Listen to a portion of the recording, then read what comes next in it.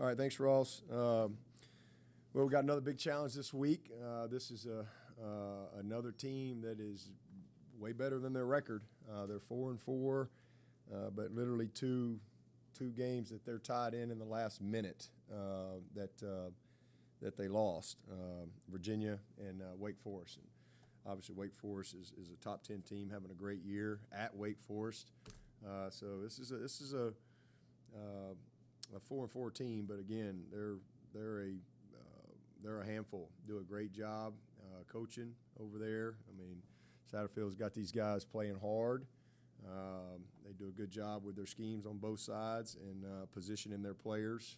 The quarterback is another great player. It seems like every single week I look up and we're playing,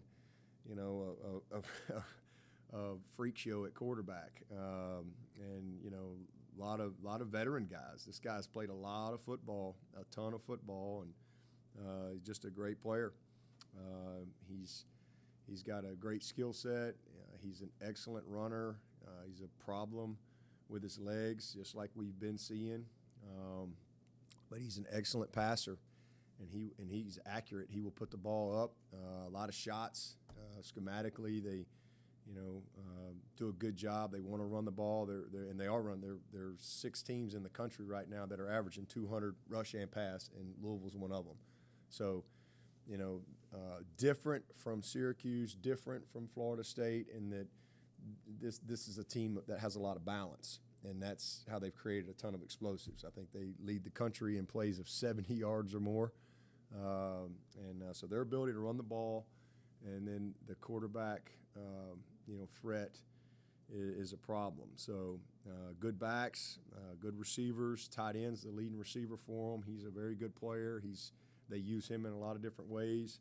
But all the cross-country routes and deep post wheels and throwbacks, everything that comes off of their pistol scheme and play-action scheme, the quarterback run game, they've got it all. They do a good job with that stuff. But it starts with them running the ball. They're going to run the stretch. They're going to get in the tackle over. They're going to run. They do a good job of splitting you and dividing your defense if they can get you blocked. So we're going to have to do a great job from a defensive standpoint. And first of all, probably biggest game we've had from a communication standpoint and our discipline and our eyes, because there's some option principles too, because they will run some option. So we've got to play really well on the back end, but we got to win the line of scrimmage. Simple as that, and stay on our feet and not let them get this run game going, because again, that's where they get dangerous, is when they're efficient and they can really create explosives because of how you have to play to stop the run game. So that'll be a big part of it for us. But like I said, good players. They do a great job up front. We've got a couple of big-bodied receivers, and again, tight end's a good player. They got one kid, I guess number 8. He doesn't have but like 8 catches, but he averages 34 yards a catch. So when he touches it, it's a big play. He can fly. But number 1, 5, all those guys, good players. And then defensively, they've changed a little bit. If you really watch them from the beginning of the season to where they are now. So you got to kind of prepare for what we've seen all year. They're an Okie front, but they early part of the year, a lot of coverage, lately it's a lot of pressure, and really trying to get to the quarterback, trying to stop the run game of some of these teams that could really run the football, like BC, like NC State. So they created a lot of pressure, and so you got to make some plays in the passing game. So they've changed some things up a little bit, but same thing, really good group, well coached. They lost a really good player in number 13. He's an excellent corner, but they've got some veteran guys over there. 22 is disruptive. I mean, he's got about 6 sacks or so. Number 9, Avery's played 100 games. That guy's the heart and soul of what they do over there. Got some big disruptive guys up front with a lot of experience as well. So good football team across the board, and going up there, so it's always a tough place to play. And so again, another big challenge for us. but we're looking forward to it. Looking forward to going up to Louisville. And injury-wise, don't really have an update for you guys other than we got some guys that'll, literally be day to day. Nobody that I can say is out that you don't already know about in the list of however many guys that is. But hopefully each day we'll get a couple of these guys a little bit better and be ready to go. But proud of our guys from last week. Thought it was a great win for us. Had some guys nationally recognized, linebacker and punter and running back. So hopefully we can take that momentum on the road and do what we haven't done this year, and that's play a complete game, on the road. It's not been a good year for us on the road, and as we get rolling in November, if we're going to have the type of finish we want, we got to go play well on the road. And, our effort, our physicality, our toughness, taking care of the ball, not having stupid penalties. And if we do that, we'll have a chance to win the game. Any questions?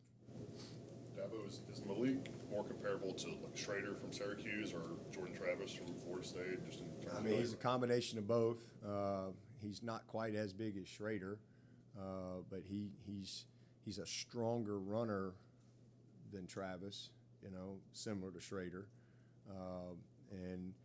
but he's more elusive than Schrader. Maybe not quite as elusive as Travis, but he's kind of in between there. But he's dangerous, and I think he's just got more experience, as a quarterback. This guy's played a lot of football, and he's a very good thrower. I mean, he's an accurate guy. He can push the ball down the field. He can throw the ball on the run. He really understands their scheme. I mean, I don't know how many games he started, but he's been there a long time.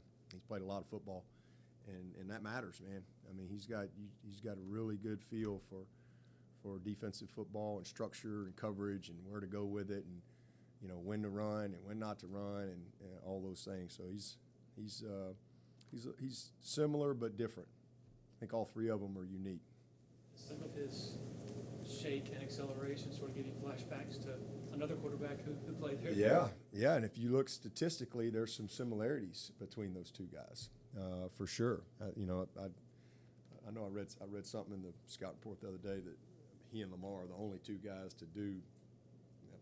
I don't know what it was, but I'm sure it's rushing and passing from that position. I think there's only been two guys at Louisville do that. So he's definitely Lamar-esque for sure. I mean, he keeps you up at night because he can really create and turn a bad play into a good play. He's at 13 rushing touchdowns. He's a leading rusher, and you watch. I can't remember who the game was, but I mean, you get down in the red zone and they drop back to throw the ball, and it's really nobody open, and he rushes for a touchdown. I mean, that's just, and they got a guy there, they just don't tackle him. He's a problem in space. So a lot like last week, you've got to, and I thought that was the best part of what we did in that game against the toughest guy that we've had to kind of really contain. We did a great job, with our leverage, with our rush technique. We didn't overrush.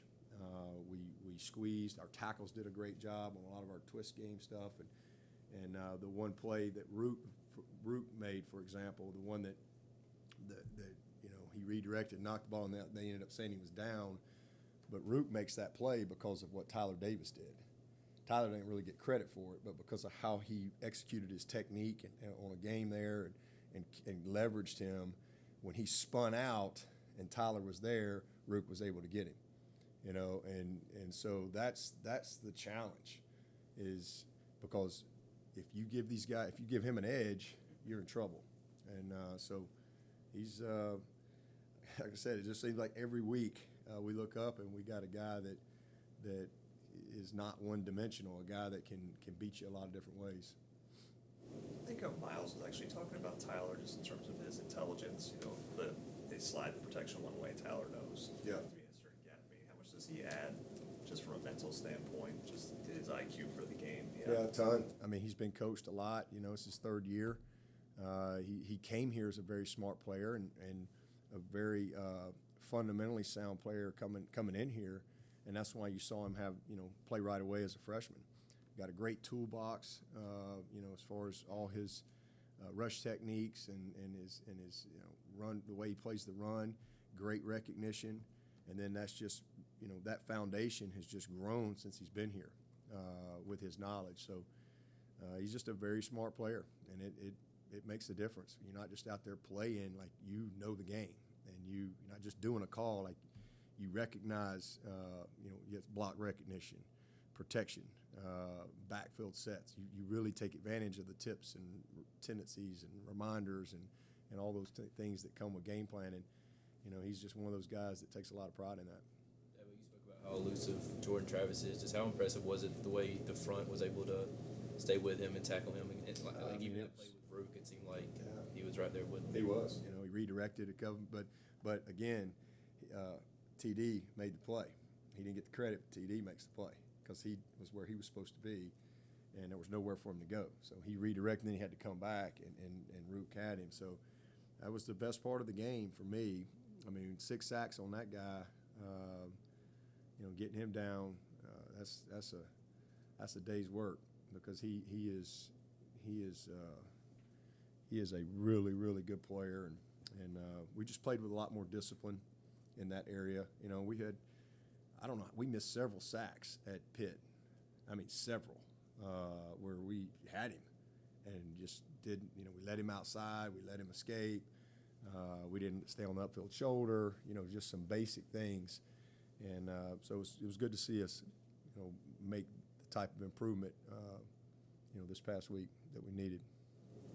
With this fellow here, it sounds like you've got to preach, don't overcommit in terms of containing him. You mentioned he went for a touchdown and there was a guy right there. I mean, can you get that message across? Can you adapt and adjust your defense with that mindset for a player like this to contain? Yeah, I think the good news is we've had a lot of experience this year. We've seen a lot of stuff, and we've seen some. They've got their own nuances within their scheme, but there's some similarities to their formationing, how they play action. I mean, they're similar to NC State in a lot of areas that they're very committed to running the stretch, and the boots off of it, and so they're trying to always divide your defense. Guys are cutting you backside, and if you get cut down backside or your linebacker overruns it, that ball's out the back door, and then you got to play the boots too. So, you can't over pursue, and then here goes the quarterback, out the back, because now you got a problem, because now he's a runner and a thrower, and so you have to keep him. Starts with keeping him contained. You've got to keep him in the pocket. You can't let him just be a free runner and overcommit. And if you do pursue, you got to have an answer. You got to have somebody that's playing the backside. And then you throw in the fact again they're tackle over, and they got to tackle over, and they're running a lead stretch, and those big bodies are flying down the line. And I mean, it only takes a little crease. As you saw, we ran the stretch. That's the big play we hit with Maffa last week, and it don't take much of a little bit of a crease, and it's a big gain. So. A lot like NC State, that will be a challenge for us. We got to do a great job up front. We got to win the line of scrimmage, and we've got to be very, very disciplined. Safeties, there's a lot of conflict for those guys because there's a ton of run, a ton of play action. That's their bread and butter. So safeties have to play the run, and they got to read through the play action, and we got to handle the formations and the crossers, and we've gotten better at that, but this will be another spin on it this week. What can you point to on the road? You mentioned some of the struggles that you believe that your team's just not carrying with them what they know how to do to those road environments. Right? Yeah, well, I mean, first of all, we played Georgia. They're really good. We were just great on defense and made the critical mistake, turnover. Same thing at NC State, double overtime game. We didn't make the critical play. We had the critical turnover. We had the critical penalty. And that was the difference in the game. So I mean, we had opportunities, but we're much better than we were then for sure. And then you get up there at Pitt, and we're in position. We weren't opportunistic. And I think that's the biggest thing, and that's what I was happy to see last week. We just made a lot of the routine plays, and we did a good job, but we still had the critical turnover, just like we did at Pitt.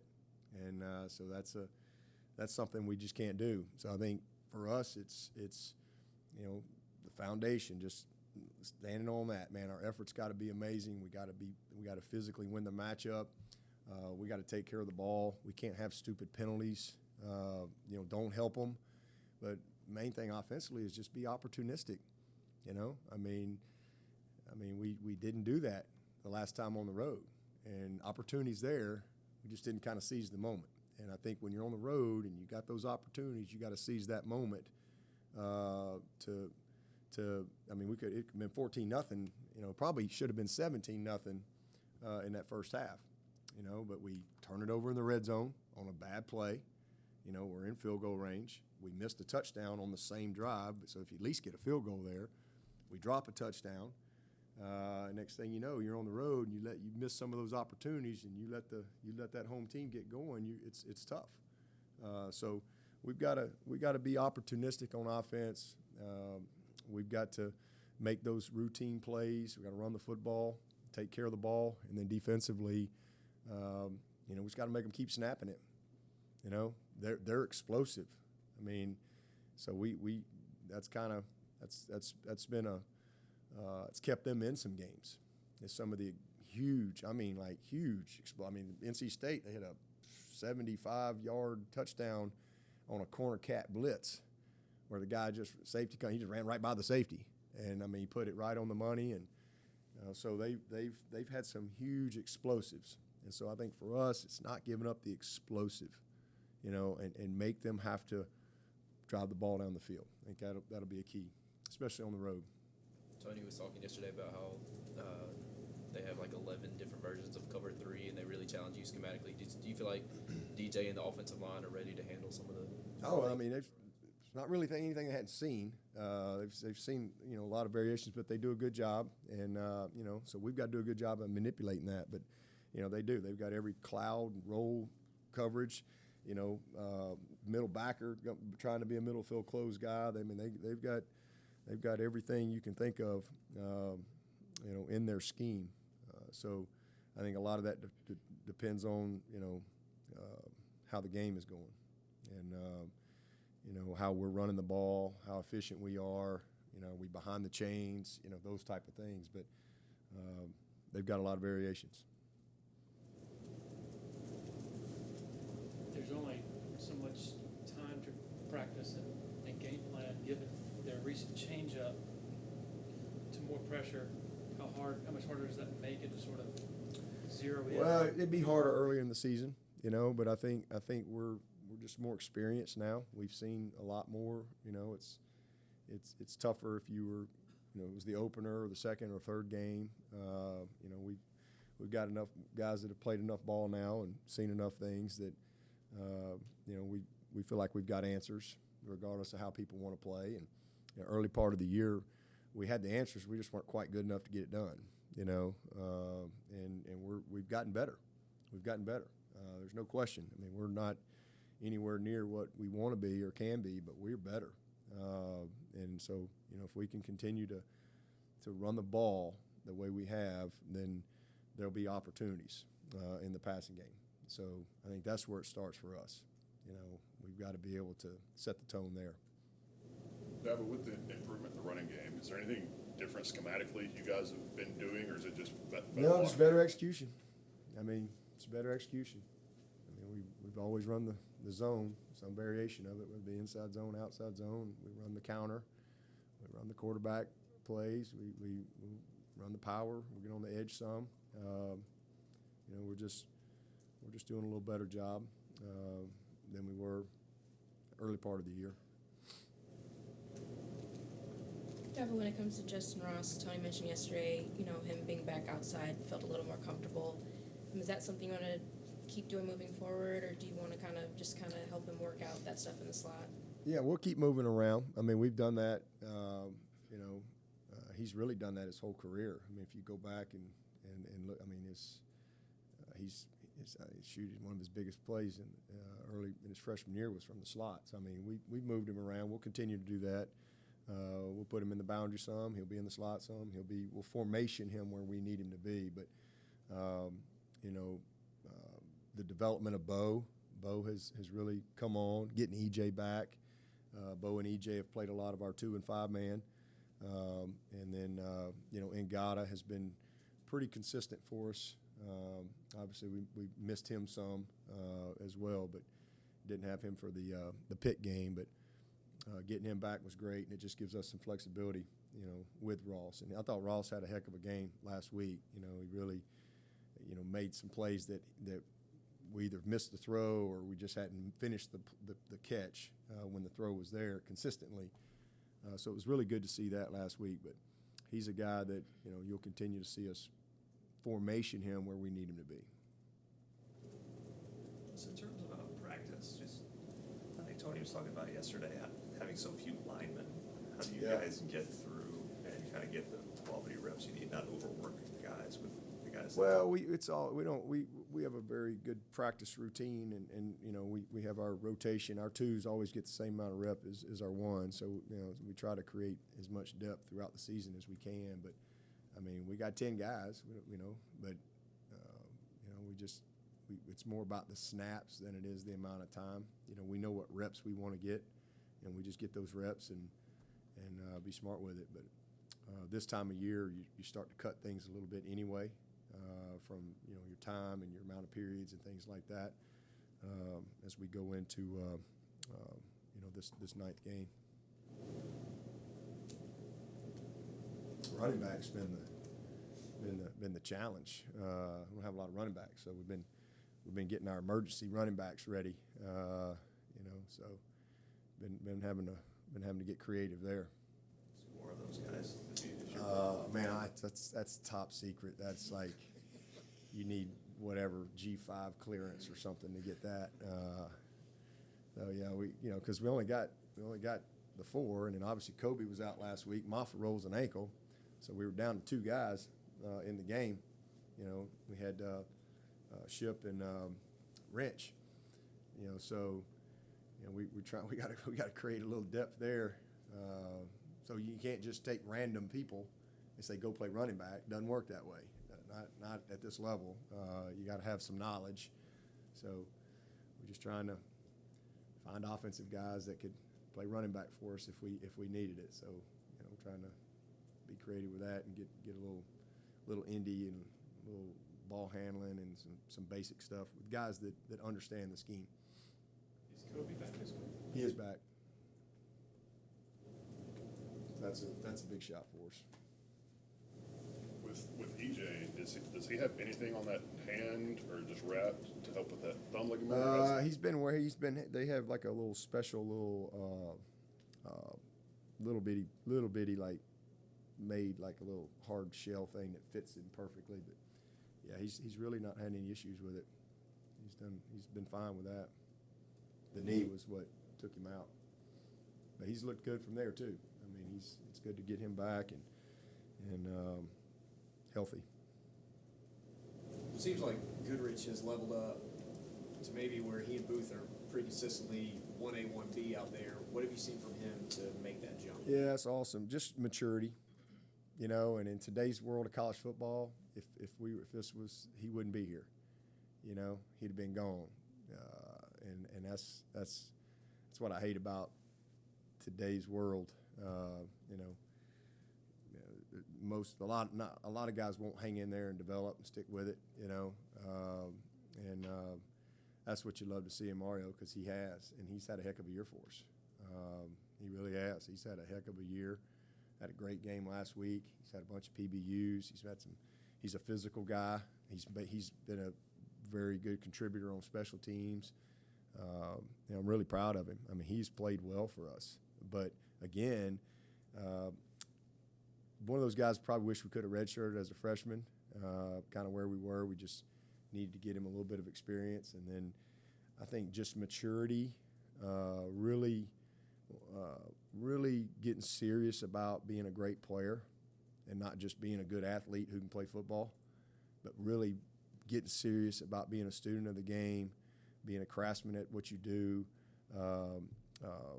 on and off the field, the type of commitment that it takes. I think that's the biggest thing. And then availability. He was hurt.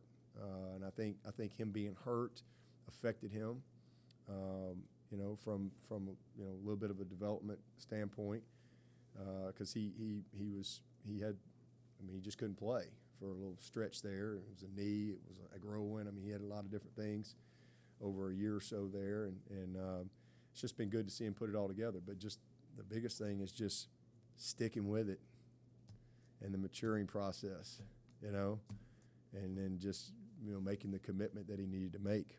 So I'm really proud of him. He's been a real bright spot for us this year. Dabo, going back to the running backs, Darren Richards obviously not someone who's had a ton of playing time, but just overall, what kind of presence does he bring this season and just kind of in his career? Yeah, man, Wrench has always been productive. He's a good player. Hey, I would have no problem with Wrench going out there. He can play. It's just, this has been a weird year because he's had a lot of good moments over his career, but every game's been down to the last play. It's just kind of who we are this year, and we really haven't had many games where, we've had, the ability to really play as many people as we normally play. And like I said, it's just kind of been like life or death on every single play. And I know y'all have enjoyed every minute of that. Makes y'all's job a lot more fun, I'm sure. So he hasn't had as much opportunity. He's played special teams and done a good job for us there. He's a great leader. But hopefully, he'll have some opportunity somewhere before this season is over. But he's a good player. He really is. We're going to need him at some point. How ready are T.O. and Mays to, if you need them to play significant snaps? Yeah, I think Mitchell is ready. I think he is a mature. He's a redshirt freshman, and I think both of them are redshirt freshmen. And I think he's really. I think he's grown. He's got, even though you haven't seen a lot, same thing. Every game is life or death, and every play is, win or lose. And we haven't had an opportunity to really sub as much. And Walker's, our best player there right now. But I've got a lot of confidence in Mitchell. I think he's going to be a good player for us. Same with T.O. I just think that Paul, he is big, very physical. I just think he's got to still continue to work to be a little more detailed in what he does. A little better practice habits and things like that. But same thing, young guy that you're going to look up, kind of where Rayburn was last year. And, man, now Rayburn is really coming on, and it's just fun to see. It's fun to see he's a redshirt sophomore, and the light has come on for that kid. And that his athleticism, his physicality, his understanding of the game, how he practices, how he prepares, he's just at a different level. And that's kind of what I hope will happen with T.O., because T.O. can be a very good player.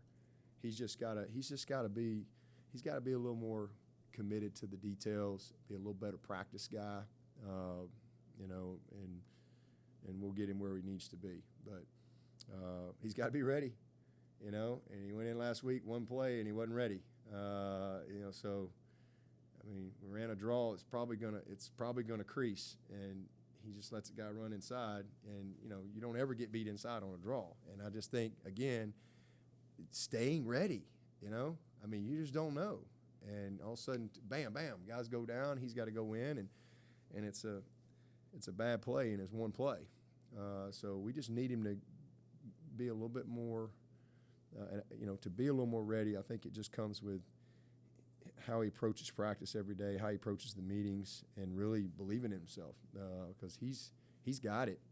He really does. He's got it. He's got the ability to be a very good player, and he will be. Because I do think that he wants to be.